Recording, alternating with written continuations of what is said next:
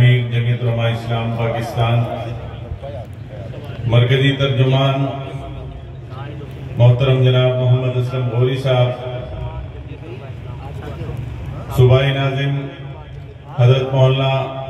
Saud Afzal Halevi साहब,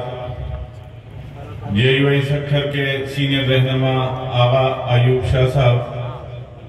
और आज के इस प्रोग्राम के रूह रवा हर दिल अजीज जमीयत उलमा सिंध में तवातुर के साथ होने वाली बदअमनी,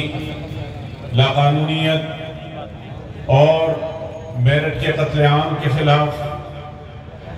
एक तहरीक का आगाज किया है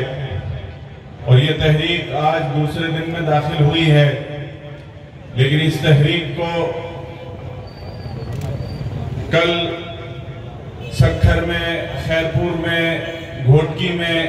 और फिर आज कनकोट कश्मोर में और फिर उसके बाद जैकबाबाद के जिले ने फुल में और दीगर जैकबाबाद की तहसील में, सिटी में जिस तरह पजीराई बख्शी है।